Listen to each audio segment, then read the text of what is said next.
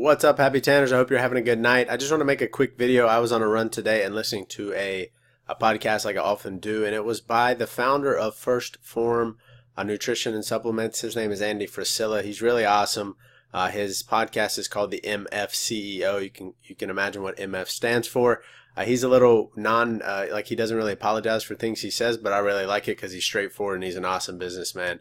His company is doing almost 200 million in revenue now, and one of the biggest supplement companies in the world, which is pretty extraordinary. He's been at it for about 20 years, so he doesn't speak from non-experience. He has a ton of experience. So the point of the episode today, which was actually an older one that I was listening to for the first time, he talked about really taking care of your customers and really caring for the people that are coming to you. So the specific scenario and example that he gave was when he was referring to a physical store that he had, and he had an employee that was working for him, and a guy came in looking for a supplement that they didn't even carry. It was made by a competitor, a specific product only made by them, not made by anyone else, and they didn't offer it at all. So as you would imagine, probably most people are going to simply send them on their way. Say, hey, you know what? Sorry, John, we do not carry that. Sorry about that. Or even try to sell them on something else. Say, hey, that product's not good. You should check out this. But the thing is, that customer has one thing in mind. They want to buy that specific product.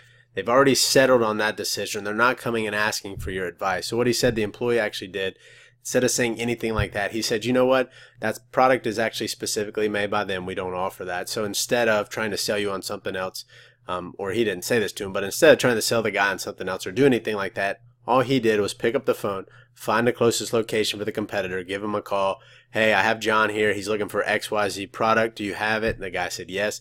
Do you mind putting one aside? He's going to come get it. That customer left and went and got his product, but you know how good of a feel that customer has for that business now. Even if he went to the competitor and got the product, he's going to be talking about the employee at Andy's store way more than he's going to be talking about this other person, because that's a huge thing to do. I mean, this guy has nothing to gain by giving him or calling that other company or competitor for him, but he still goes out of his way because he genuinely cares about that person. And lots of times as business owners, we get people that are coming to us, maybe asking us genuine questions. Maybe they even already have their mind made up and it's not us that they're going to use. They want to use somebody else. You know what? That's fine. Help them as much as you can. If they've already decided on it, there's no reason to try to talk them out of it. Look, people don't want advice from you. Even the people that ask for advice don't want advice from you. And that's the truth.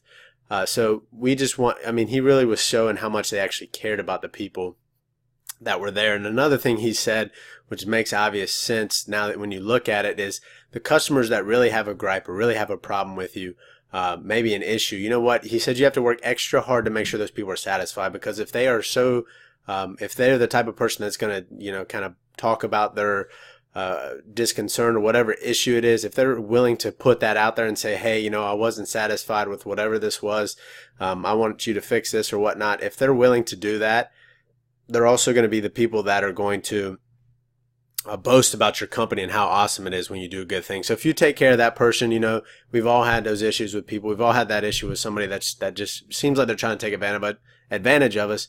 Just handle that, take care of them, be as nice as you can, and send them on their way. In a nice way, obviously. And that'll go a long way, because those same people that are going to complain and talk crap and send you messages on Facebook or whatnot, those are the people that are going to talk good things about you. If you leave them with nothing bad to say about you, they can't say anything bad at all. I hope that advice helps you with your business, with your spray tan business. I think this is a really good point, and something a lot of people feel like they give great customer service. Actually, 90% of companies think they give great customer service, but a study showed that only 8% of people actually agreed with that. So make sure next time you're having somebody that's either has a complaint or somebody that may not even be interested in your product, try to go the extra mile for them and see how much that can mean. It might not have a direct hit on your bottom line, but it's going to help in the long run. If when somebody refers to your company and your brand, it is a positive thing that they're talking about. I hope that helps you. Happy tanning, and take care.